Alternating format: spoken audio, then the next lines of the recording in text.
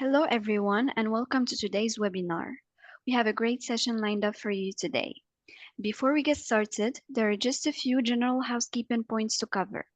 First and foremost, please use the online question tool to post any questions that you have, and we will share them with our speakers. Second, if you experience any technical difficulties today, please use the same question tool and a member of our admin team will be on hand to support you.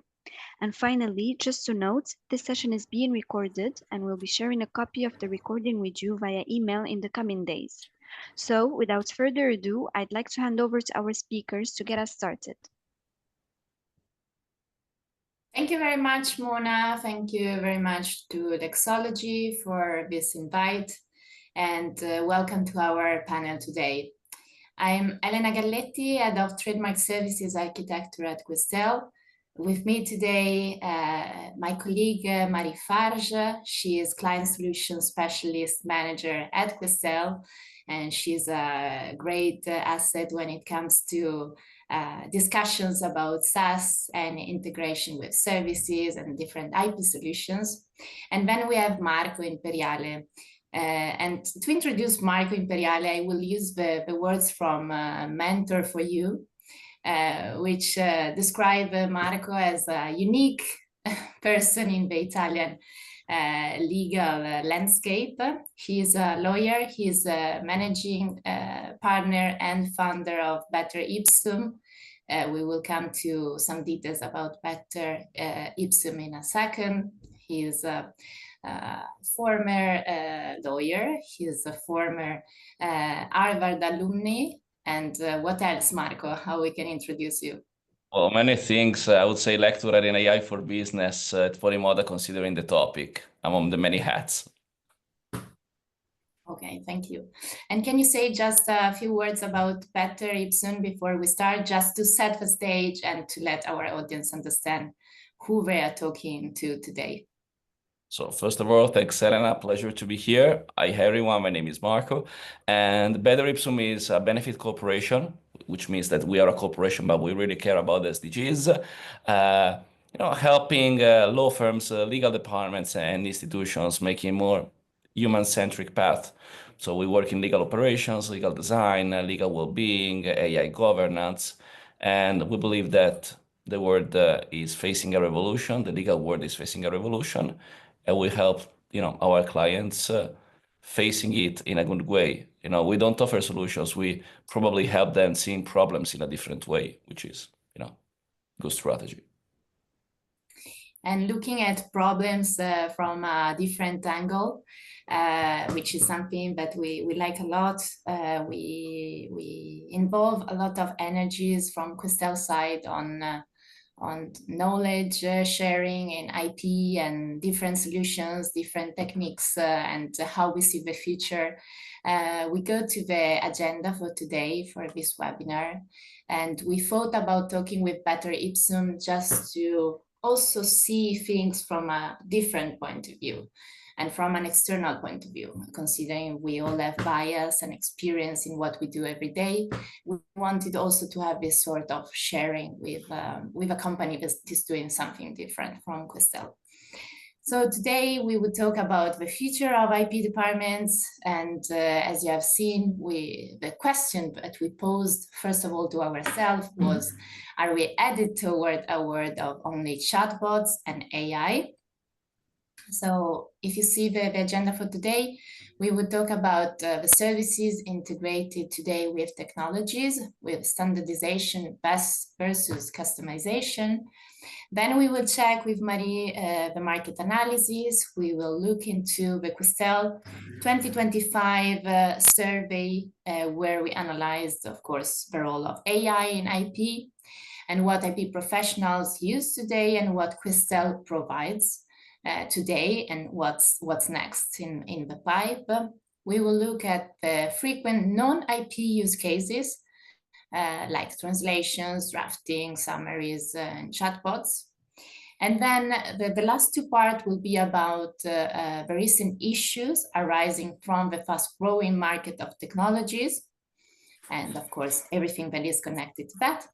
And the last part will be about the future scenarios, about challenges and ethical considerations connected to that. We will have a Q&A at the end. As Mona from Mixology told you before, you can always use the box in Zoom. And if you want to post questions, we have already received a lot of questions from the attendees. So we will try to reply as much as possible. And if it's not the case because we run out of time, we will reply separately via email in the next couple of days. So let's dig into the webinar of today. And the first part will be dedicated to the services that are integrated today with technologies. I would like to start with a few considerations just to set the stage. So, of course, we know that we live in a changing era, and we can do a parallel between the Industrial Revolution of the 17th century and the AI revolution of the 21st century. Of course, we are living in an area which can be compared to the big changes we have seen in the last centuries, where machines started to substitute repetitive tasks from human. And we are also trying to see how we can better address mistakes that were done in the past. And of course, we have seen a move to the industrial production for let's say, a more cost-effective delivery of products and of services, with an alleviation on the human perspective from the, I would say, frustrating repetitive works. And this was what happened 200 years ago, and we are now facing exactly the same. There are technological developments that are facilitating several tasks in different industries. And just a global overview, but we have changed our routine. With AI, but not only. We use the Meteo app, we use travel app, we use social media, we use Amazon to buy stuffs. We also use an app to find the right man or woman to marry. So our life is fully into this algorithms, technologies, and this is what we are using every day. Of course, technology has also changed the way we work.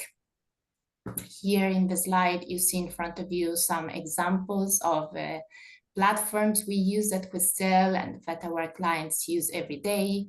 They can use a platform to search, to watch, to monitor all of their online brand protection activities, the workflows related to enforcement. So everything is really based on technology, because technology is helping us in finding results in a second, reporting statistics in 1 minute, and also giving us the possibility to filter, to adapt, to highlight. And in theory, this should give us more time to concentrate on human added value tasks, ideas. And here I would say, till the moment we will get into a proper agentic AI, which is already in place, and probably it should give us time to focus on our opinions, till the time we will maintain a path to criticism. And I can already see from the questions that came before this webinar that this is not so, let's say, elementary anymore.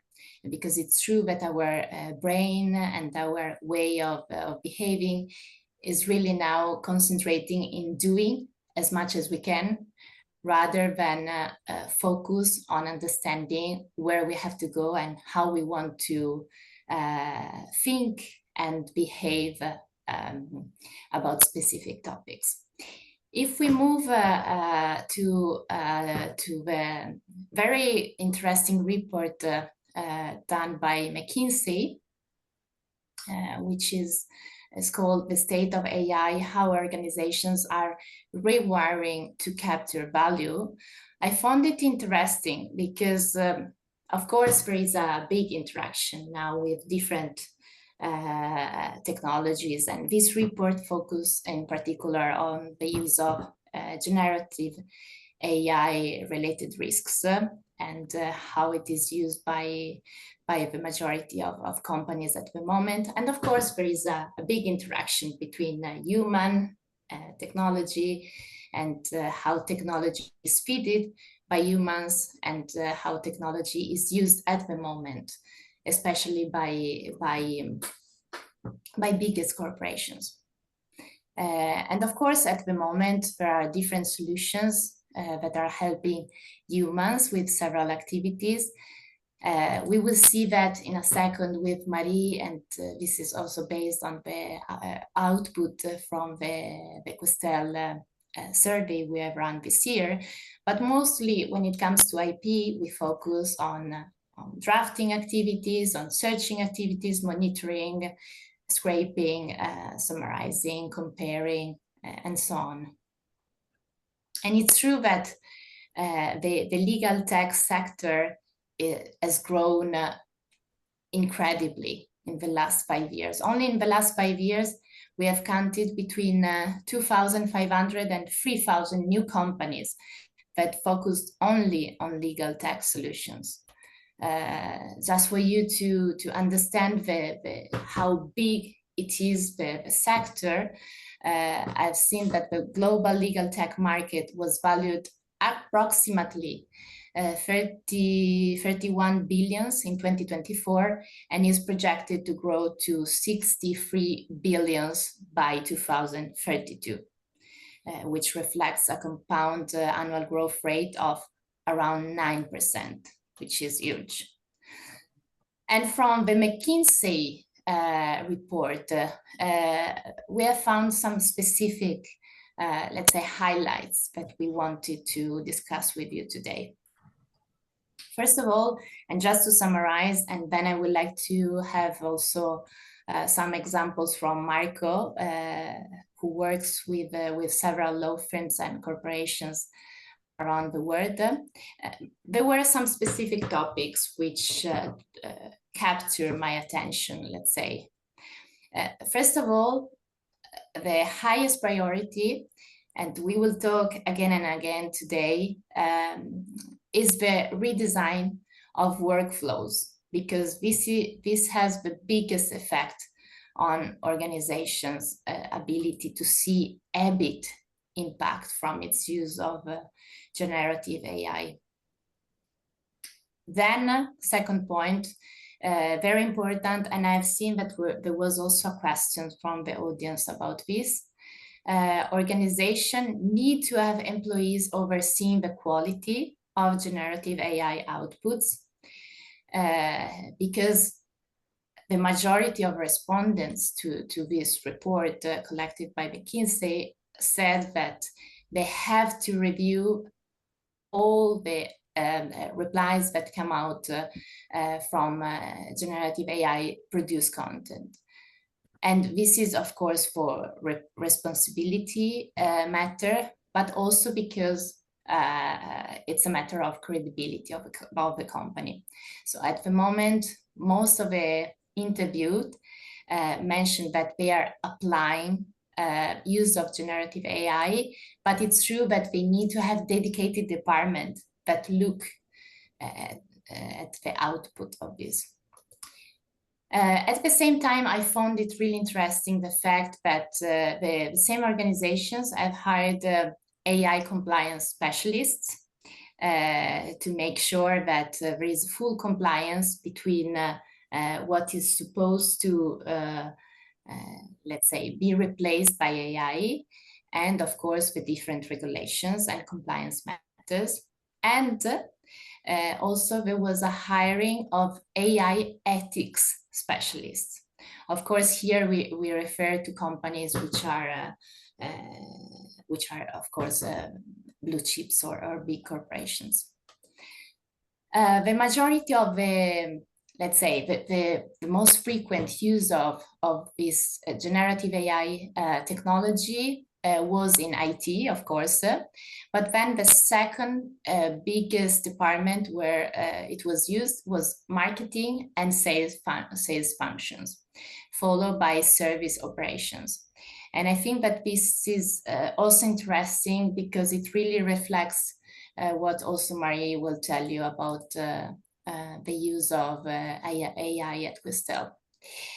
Marco, from your perspective, do you have relevant examples to share about how the, let's say, the law firm side has changed in the last years with all of these new technologies and solutions?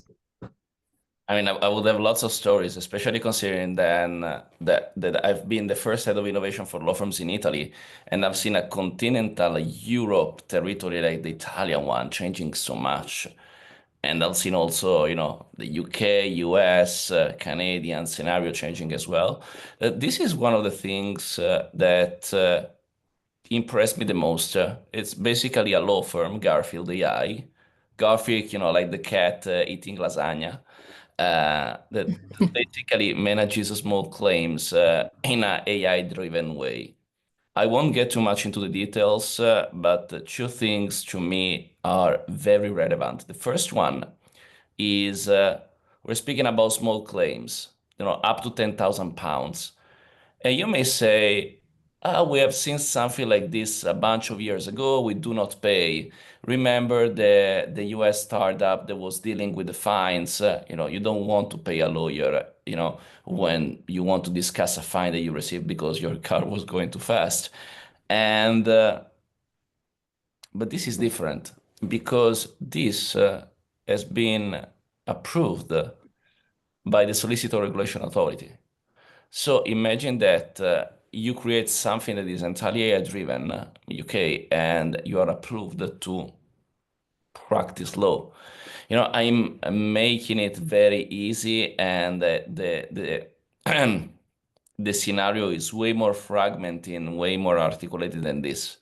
But you can get the point, which is 10 years ago, no one would have thought about this way. You would have thought about a law firm managing AI, whether, in terms of chatbots, due diligence review, predictive analytics, whatever. But the idea of creating something entirely AI-based, think about the cost management.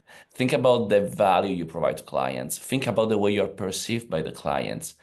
Everything changes, not to mention, all the structural costs that most law firms have, and this is a truly different perspective. But when we look at the law firm scenario in a broad way, I chose to look just at the skills report. The skills is an organization and an event led by Osben Raham, professionals of legal tech and legal innovation, and they basically made a giant survey among legal tech, legal innovation practitioners in various law firms.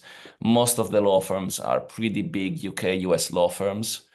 And so you're speaking about 100 players providing answers. But the idea is that AI is really pervasive in everything. So think about data extraction, legal drafting, summarization, contract review and analytics, proofreading and defining terms, legal research, search and retrieval, due diligence. I could go on. But the idea is that you are using AI in order to have your lawyers AI-powered, AI-enabled, to make them more efficient. And we can discuss later about what this means for the lawyers, for the clients, and for the law firms. And you have a bunch of players. No, the market is exploding. In 2019, the investment in legal tech were just 1 billion, and now we are expecting a 57 billion market by 2030, which is basically the equivalent of fintech I mean, we're speaking about serious money involved. Think about the fact that companies like Harvey are backed by OpenAI. Think about the rise of Legora. But once again, I could go on. Truth is, most of lawyers' activities have to deal with AI, and most of law firm structure and management, the billing, practice management, CRM, business intelligence, have to deal with AI as well. The way you deal with AI will impact the success of your law firm tomorrow. And unfortunately, that's a very intricate and complex answer. So nobody has the right answer. Yeah, and coming back to this, Marco, because we were thinking a lot about integration with services, with different solutions. That's why we wanted to start this conversation with the difference between standardization and customization. And of course, here in this slide, you have, let's say, both part of the same word, where you have a standard applications with Dropbox, Google Drive, Netflix.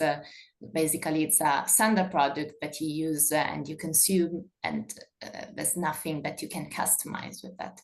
And then the customizable one with Salesforce, with WordPress, of course, if you need to create websites, and then Shopify.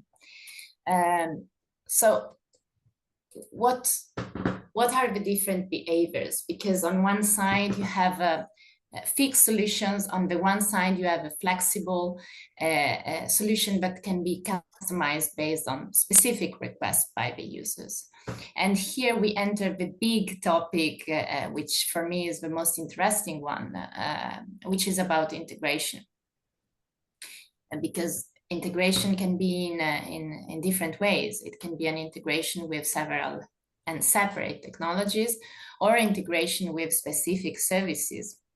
And at the moment, I think that this integration and interaction, I would say, is the concept where most of our attention is focusing on at the moment. Try to understand where the needed support from external additional tech or super user is and will be necessary. When it comes to IP, it was really interesting for me, and I guess also for the IP professionals that were coming to INTA annual conference this year. I've seen a complete shift of perception. It's true that there are human people going to a conference. We were almost 10K people, and everyone was talking about a machine doing some part or the whole part of the work for them. And this is, let's say, the output, but what stands behind that is in continuous, I would say, revolution. And of course, we wanted to pose some challenges, some topics about it, because it's super sexy to say that the platform can do everything and is performing this and this and this in 10 seconds without human support. And most of the times I have to say that we also mention that there are no human mistakes because we use machines. And this, of course, comes cheaper and fully integrated with the current setup of a company. And most of the times, it's true that, but what I have heard is that companies that are mentioning this do not even know what is your current setup. So I would say that 90% of the INTA annual conference booth were allocated to platform demo, and the most abused word I would say on the screen was, without doubts, AI. But the question is, are we really sure that this is the desired outcome? And here we make an example, and we have plenty of examples. With Maria, I think that we have seen 100 of different situations in the last few months. So we were thinking about the managing partner of a medium-sized firm that is looking for a tool to simplify the internal workflows, better if with AI applied, plus a solution to search in a much efficient way than looking at each single free PTO, because it's true that in some cases, you have this possibility. And of course, there are plenty solutions about that. But are we sure that these people are really ready? Because it's not about paying a license to an application or to buy a software. It's much more. And here, Marco, I would like to also get your point of view, because it's true that it's not just deciding, okay, let's go with this solution, but it's also about getting the right stakeholders at the table. We were discussing several situations where it takes years and years for a firm to decide which are the right stakeholders, taking them away from their daily routine and tasks, and then set expectations maybe in 1 to 3 years or maybe 5 years, and prepare the ground for a deep check of internal processes, including listen to unsatisfaction, change of responsibility, maybe hiring of new job titles, as we have seen with the McKinsey report, and also probably integrate services on top of a pure tech envelope. So what's your experience about that? That's a $1 million question, and I could really speak not just for hours, but for dozens of hours about the topic, because there's a matter of mindset, there's a matter of process, there's a matter of technology, and there's a matter of how you deal in terms of flexibility. But I would just try to, take a deep breath, going a little bit backward, and think about once again, where are we in, and how can we solve, and how can we manage all of this? Think about Rogers' innovation curve, for example. I don't know if you know the Rogers innovation curve, but the idea is that for every technology, there are innovators, early adopters, early majority, late majority, and laggards. And I would say that this is mostly valid in terms of AI as well. I would say that early majority are the ones dealing with AI tools on a daily basis. Late majority knows about ChatGPT, knows a little bit about AI. Laggards are people like my mama, that she doesn't have a smartphone, lucky her. Early adopters are the one knowing about agents and playing with agents. Innovators are probably the ones, intrigued by quantum technology. And being an innovator, paradoxically, may not be the wisest choice for your organization. Maybe it's wise to be in early adopters on early majority, to take advantage of the timing. But the idea is that if your product, and I'm not only speaking about legal tech, I'm speaking about services as well, is not ready for the market because you are too early, you will fail. Think about Google Glass. Think about the Segway. Or think about the fact that I would say most of us were dealing with Microsoft Office 10 years ago as well. And there was Clippy, the chatbot that everyone hated. How can I help you? And shut up. And you just close Clippy, and Microsoft Office closed Clippy as well. But 10 years later, here we are with ChatGPT. How can I help you? What changed? The ecosystem changed. We changed. Our culture changed. Our confidence with tech changed. So the idea is that everyone, both as professional, as law firm, as legal department, as vendor, should reflect, where am I in this scale? And Marie, if you can continue, showing the slides, Yeah. I think that we can look at curves in order to understand lots of interesting things. This is one of the ones I like the most. It's the hype cycle for emerging technologies. It's done by Gartner every year, and basically tells you where you are. Are you at the woohoo, AI will, kill lawyers, substitute lawyers? You are in the, oh, damn, AI still makes mistakes, and I made big mistakes. I was expecting them to provide, reasonable solutions, but they hallucinate a lot. Or you are in the plateau, where basically you use AI. And I've seen that because I was playing with Kiro luminance and doing statistic anomaly with due diligence in 2018, maybe earlier. And I remember the results that came out of it, especially with the Italian tech scenario. I remember the wave of AI will change lawyers, AI will change law firms since years.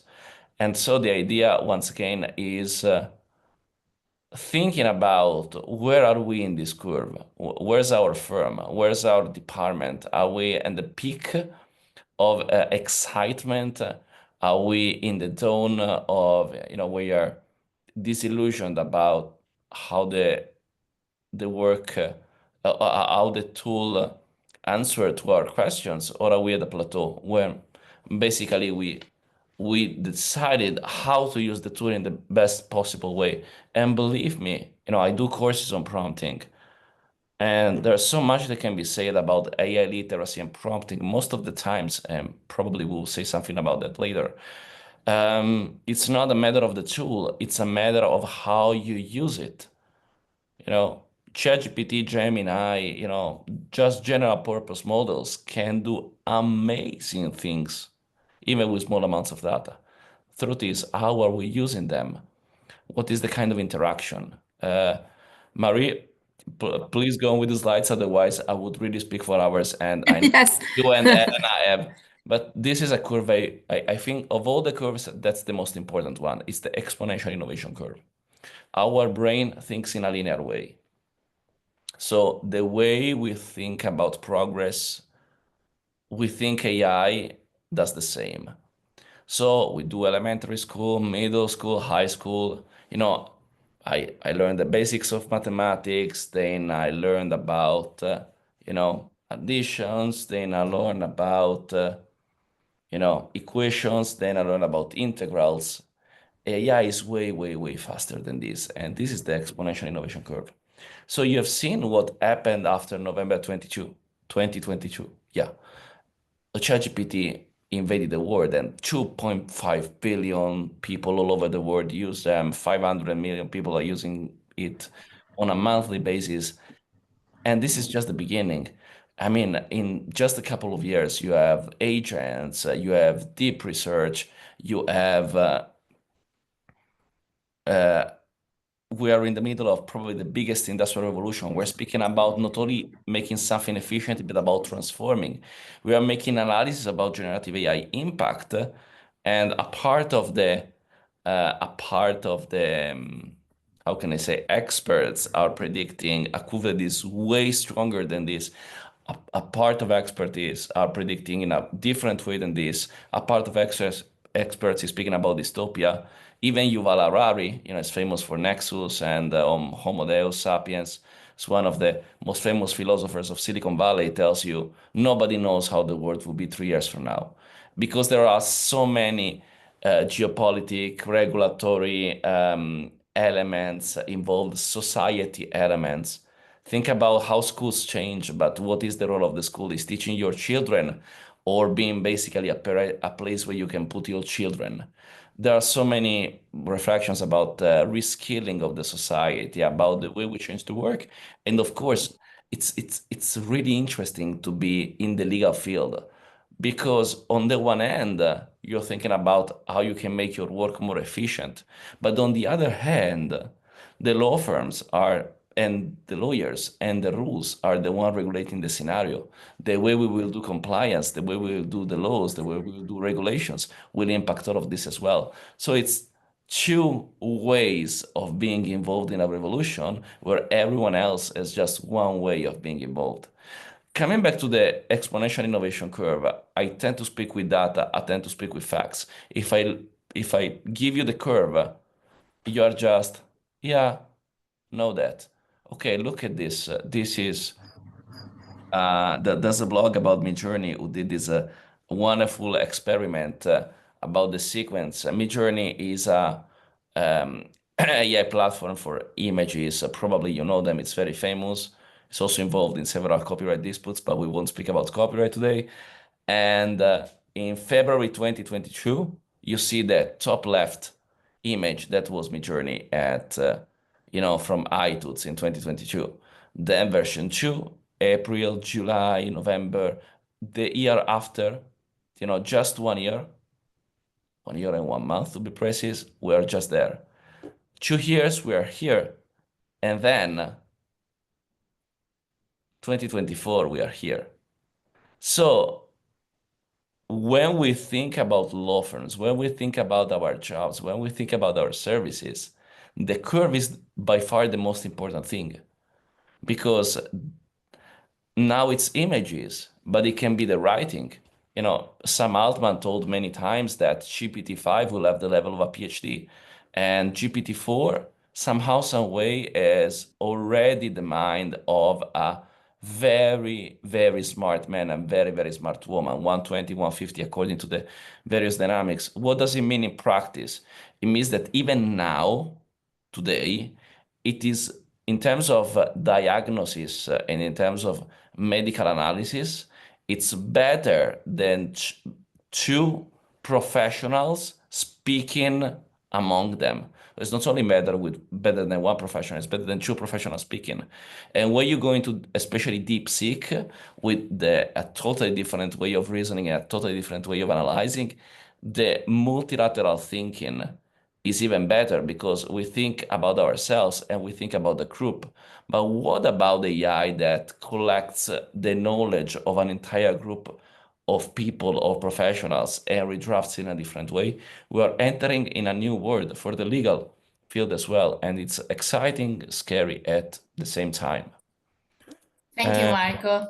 I have to stop you because I think that it will be important now to go to the market analysis and also to provide a bit of context related to IP based on what we have seen from the 500 professionals that participated to the survey. Marie.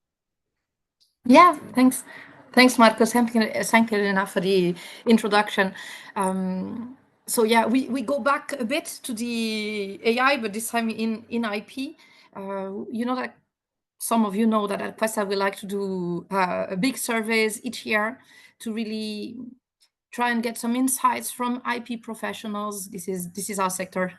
This is our core activity. So try to get some insight on your usage of tools, or it can be services. Can we really? It's been 2 years that we have been focusing on AI, but with a different angle. And so this year, as Elena said, we consulted more than 500 IP professionals around the globe. There's always a bit of bias. So we know we have a bit more of US and Europe in our data set. We know also we have a bit more patent professional answers.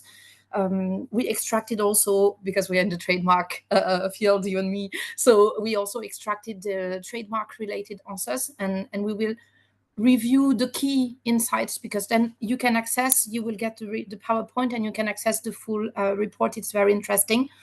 But from that, we thought that maybe what we could see today is key findings on global attitude towards AI, and then for what specific tasks, and also for what specific tasks non-IP related AI is being used by our community. So here, in terms of the key findings, we can see like 77% of IP professionals are clearly enthusiastic about AI. 58% already using dedicated tools and considering they see a positive result. We will see which tools afterwards. 64% believe that AI will permanently transform the role of IP. So Marco, only 64% at the moment. And 58 actively use AI solutions specifically for IP and not only in general. At least once per day for half of us. And half of us also estimates that we save at least 25% of time.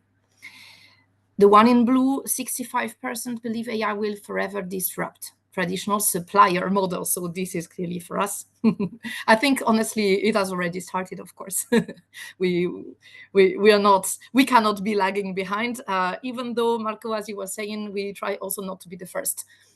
I always tend to say, let them do mistakes first, please, and then we go.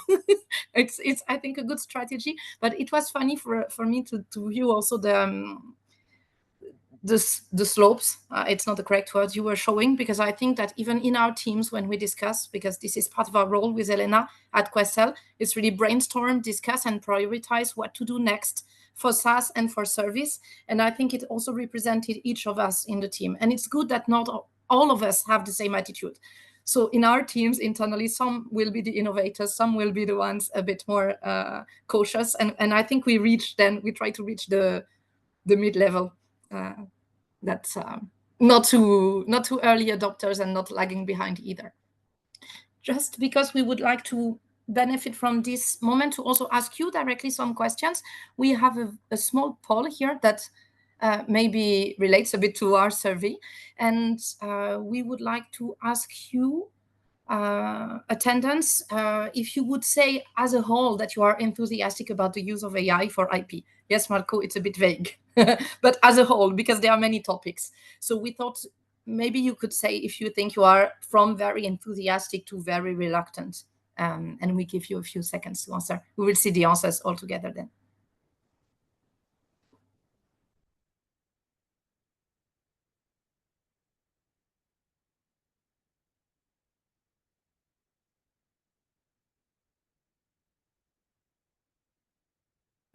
And we have not provided the answer, it depends on the day.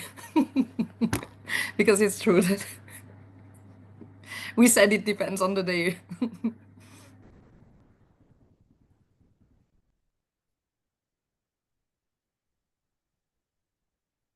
So quite enthusiastic is half, clear half split.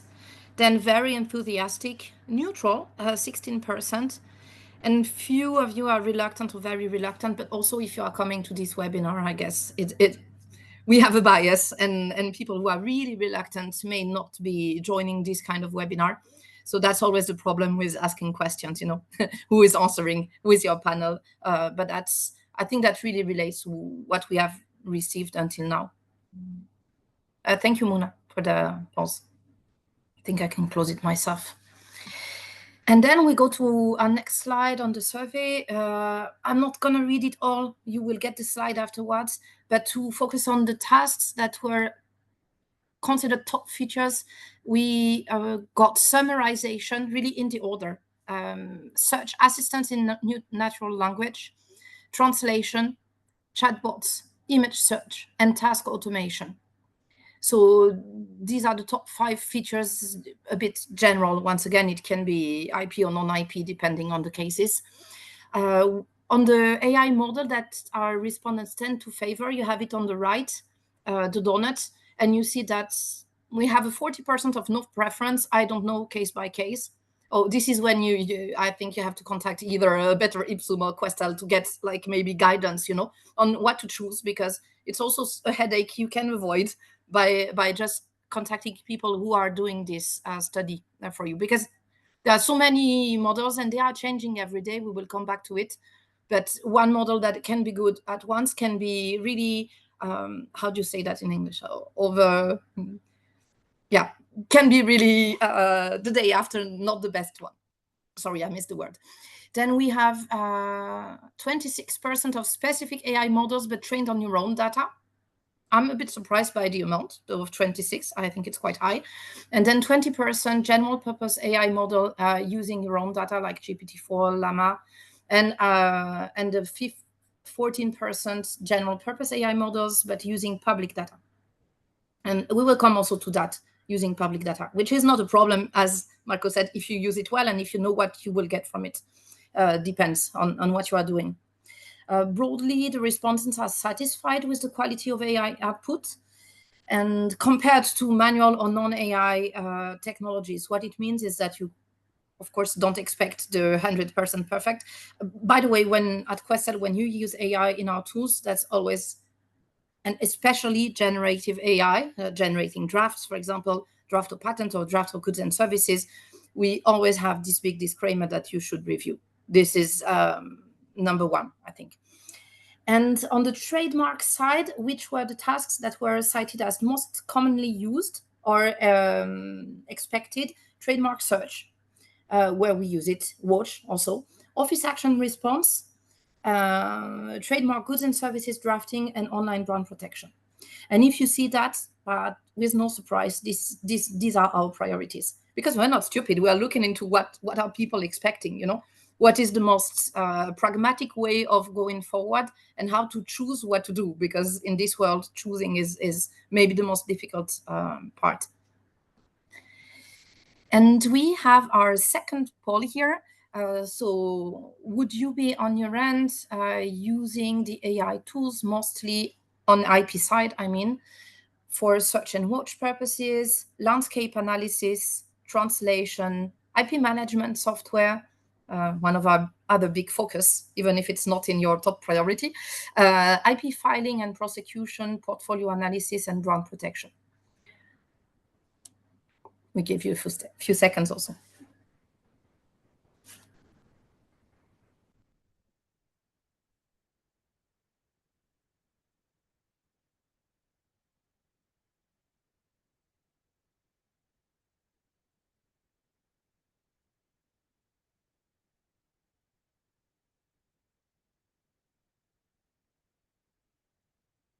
If you could vote, Elena, you would have selected brand protection or No, I was portfolio just analysis? thinking, Marie, that probably if you ask the same question like in a few months, we have to change the wording. What are you currently using? Yeah. It's true that we wrote would you because it can be already or tomorrow. So we have a vast majority of search and watch, which is exactly what we had in our then translation. Yeah, it's true that translation here was on top. Portfolio analysis comes next. Landscape analysis, so outside your own portfolio. And then we have IPMS and brand protection. And it's true that it's interesting because if we compare, Marie, with the survey 2024, is exactly these are exactly the same topics that we have seen in the survey we have done last year as an overview of what will be the priorities next, and it has been all confirmed. It has not changed so much for now. For now. Yeah. And because of course we want to say what at Questel we are either already doing or working on. We have added some AI, not on all, and that's very important. We don't want to put AI everywhere. This is not needed, but we have put some AI-powered features in the IP management system, more for now in relation with the copilots that you see on the right. So QThina, prosecution copilot for patents and trademarks, like with goods and services drafting, for example, or patent drafting. There's much more, but I'm not going to do all the features. With IP, it's a platform. It's really a recent platform for us that we really start implementing on client side, and it is there to centralize proof of use document, and it uses OpenAI. In this platform, it's OpenAI. The answer is not always the same, to analyze proof of use documents and categorize them automatically. What is great is that it categorizes 5,000 documents or 2,000 documents in 5 minutes, which obviously we cannot do as a human. So then as a human can edit it. But I mean, this is the kind of automation you want. Of course, Markify, which is the trademark search and watch tool. Orbit, which is the patent search and watch and analysis tool. It has also a new, I really like it, a new AI bot that is called Sophia, where you can put in natural language what you want to search for, and the tool creates the very complex Boolean query that must be behind with the relevant IPC classes, etc. So it's also part of what we have. On the trademark task specific, if you see on the left, the ones that were considered the most important, there was also office action response. So it's, for us, it's part of QThina. And goods and services drafting, also part of QThina. Brand protection, it's part of our online brand protection platform. And there, on the AI side, it's about retrieval of results. Not everything, once again, is AI, but part of it for the retrieval of interesting results is AI, and then there's a lot of human analysis behind. To get top quality results, at least for now, you cannot avoid really having human analysis. So it's just to give a kind of landscape of what, as of today, we have. I don't know for you, Marco, for your clients on these specific use cases, for example, that we cited for trademarks, which ones maybe you think are coming most often, or that are, yeah. That's a $1 million question, because if it's an IP related firm, if it's a small firm, if it's a big firm, I would say that, and also the kind of the period. So sometimes we tend to mix the concept of we are having pilots on A, B, C, and D, and we are adopting A, B, C, and D. Sometimes they are adopting the tools A, B, C, and D, but just in specific practices, and they're not extending the same tool for the law firms. Or it's very intricate scenario. What I can tell you for sure is that whether it's a IP-driven firm or whether it's big law firms, the idea of going all in on AI, not only in terms of client service, but also in order to save costs, it's mandatory. So the idea is how this tool can make us more efficient while maintaining the same pricing, or finding new clients. So you help them analyze where they are spending most time and efforts to have a case by case answer. That's it. Yep. I try to not be too slow because we have many slides yet. We always speak too much with Elena, and now we added Marco to our panel, so That's pretty bad.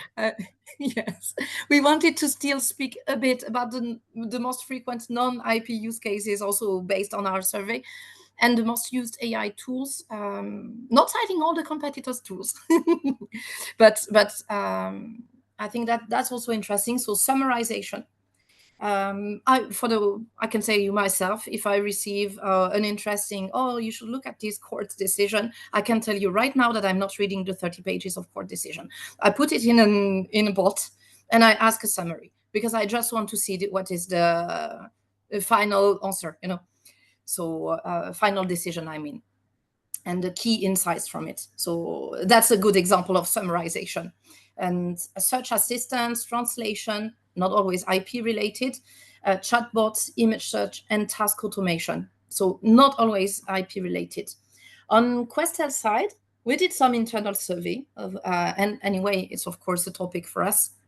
Who should use AI and how, and I'm really not only speaking about IP, but about sales, about marketing. And same as what you were saying before, Marco, it's our communication team who is the winner, really. If we speak non-IP, I mean. And they really use AI tools for content and video creation, Google Ads, SEO, content optimization, website monitoring. So I think they are efficient, but their efficiency is also driven by these tools.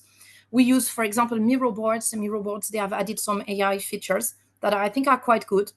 They are still early stages, but you can use that as a basis, to accelerate your work. Meeting summaries is another example. There are many tools for that kind of things we are using. And just wanted to point out, we still have human people. So when you meet at INTA, you see real people. We are not sending, our aliases. But on the communication side, a lot of the videos we did, and Elena, you're a lot behind it, and you have to choose the tool that is producing those videos with your script behind. This guy is fake, total fake. But it doesn't mean we are never in our videos, but in general, you have to come to conferences or book a real meeting with us to see our real face. not in those videos, but I think they are quite good. So it's an example. Then I could go on for a long time on other examples of tools that we use internally or that I use myself on my end. I always have a bot open, but all day, I mean, for summaries most of the time. But it can be also to discuss with our product owners, for the development teams, because once again, these are the guys we work with Elena. We are the bridge between our clients and the development team. And when we want to explain what specific IP feature we want, it's not that we don't know. It's just that we go so much quicker when we ask a bot to summarize for us, and to organize. So it's also a lot of this kind of work.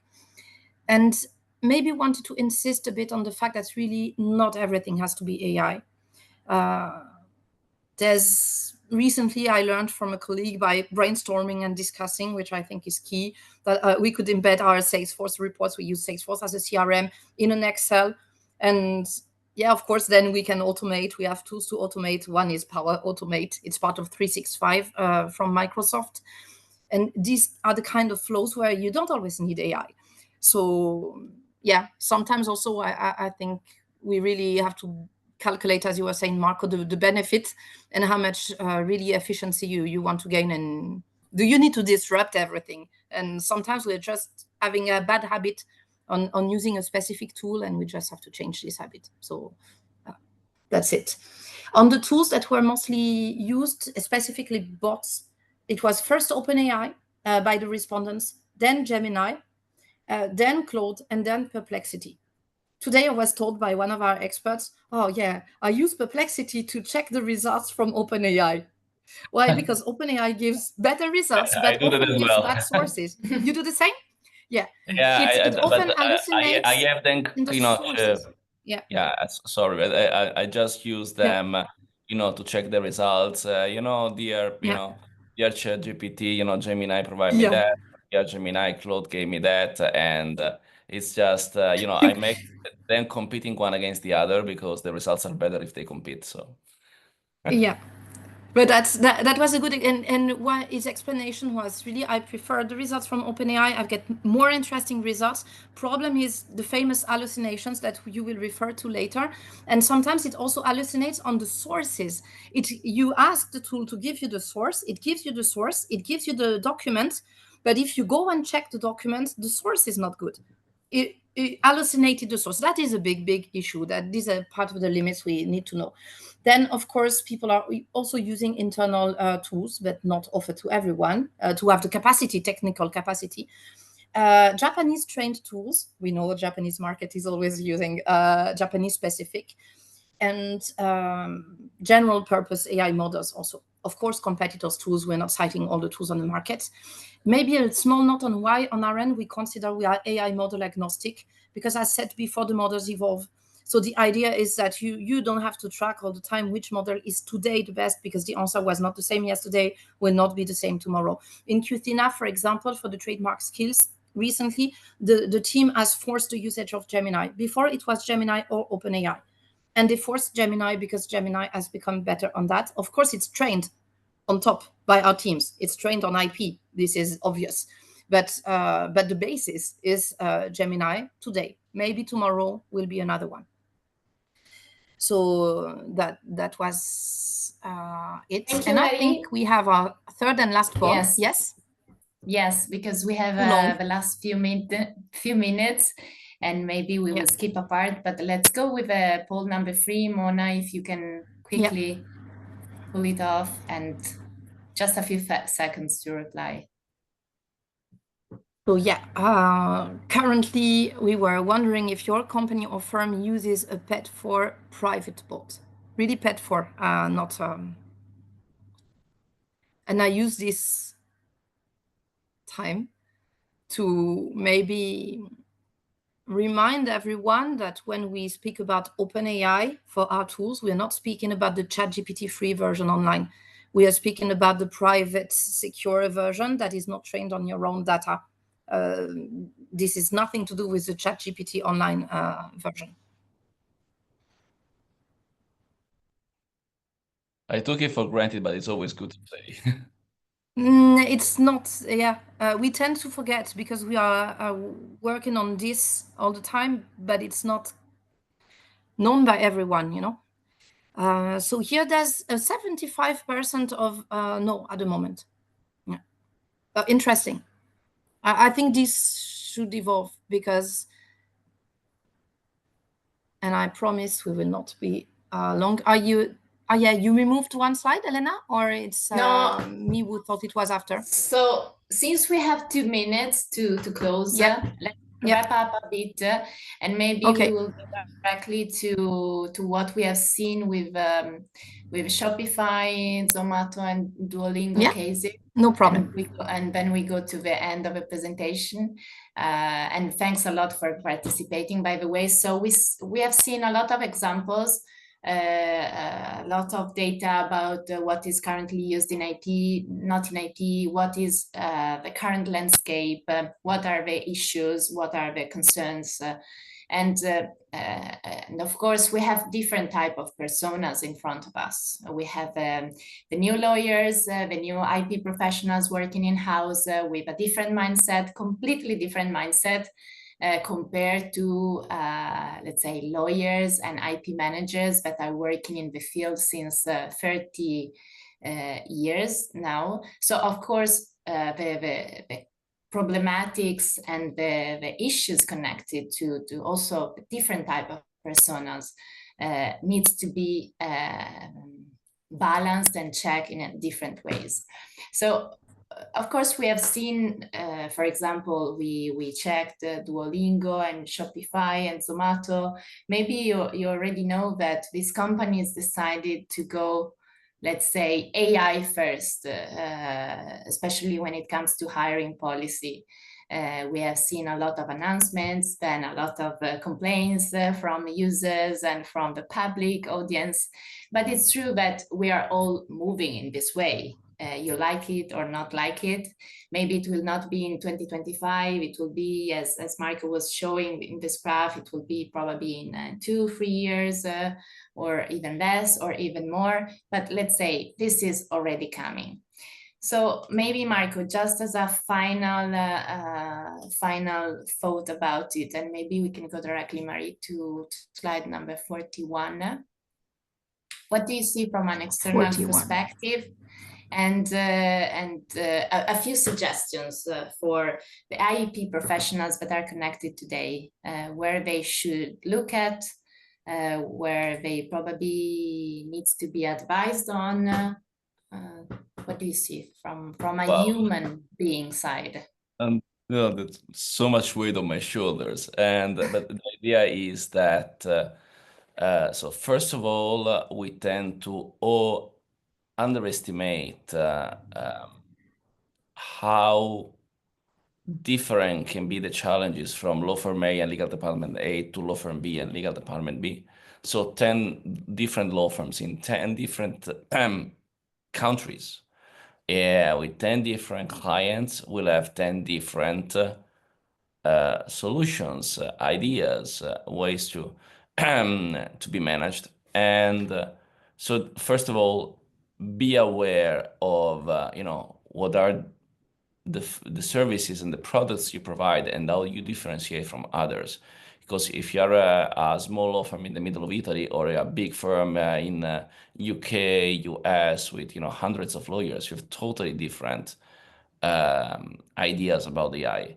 And second, it's a reflection about the pricing strategies because if you're a law firm, you care about the way services are priced, and if you are a company, you care about the way services are priced. And I think that pricing will become a key element in the conversation. Maybe you can offer, this has been done with AI, this has not been done with AI, this has been supervised with AI. There's always a matter of transparency. I think that clients will ask law firms more transparency in terms of the tools they are used, the way they are used. And I don't know if this will become standardized or if it's like the current big M&A scenario where each different provider is asking, what kind of services are you using and how.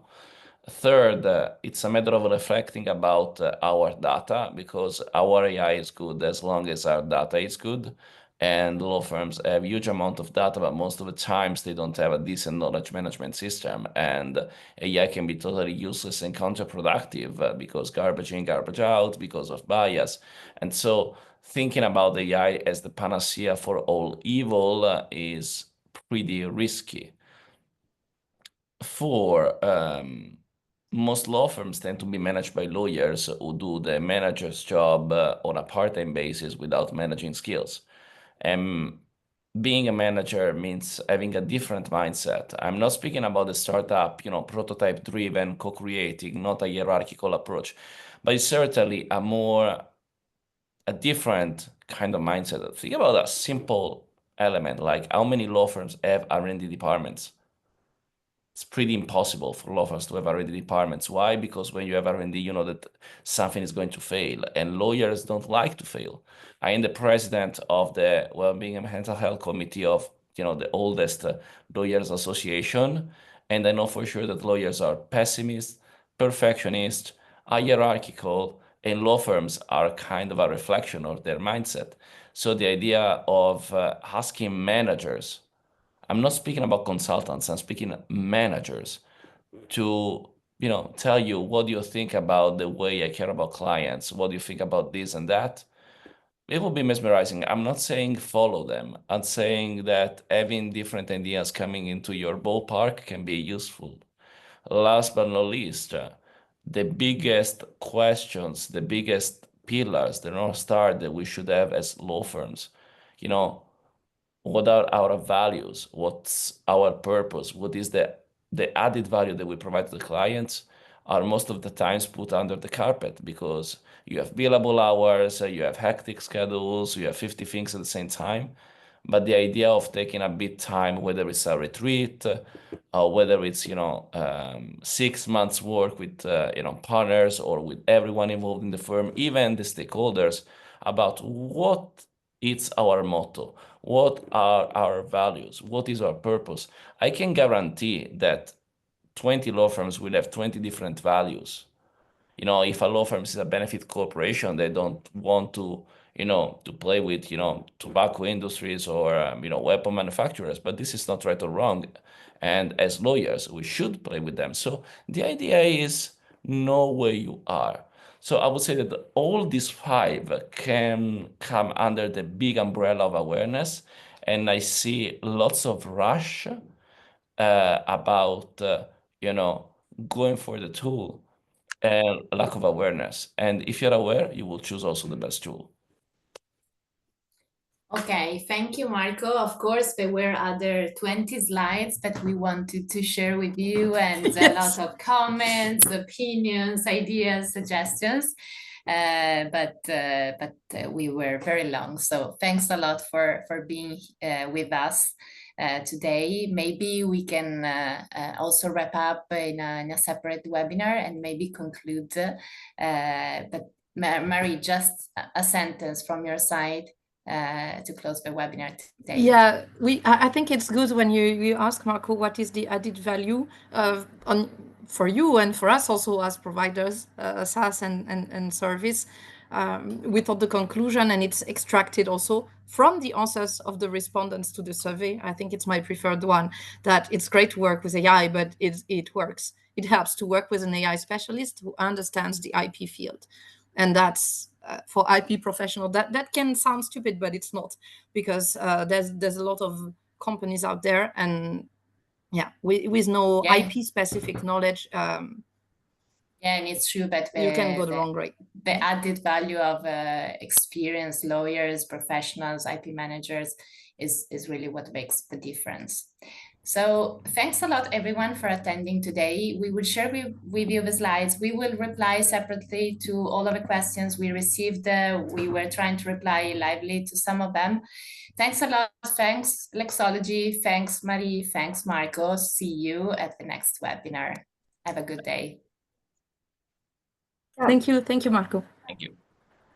That wraps up our masterclass. Thank you all for joining us today. A special thanks to our speakers, Yelena, Marco, and Marie, for their time and effort in preparing and delivering the session. As mentioned earlier, the session was recorded, and we'll be sharing a copy of the recording and the slides with you in the coming days. Thank you once again, and enjoy the rest of your day.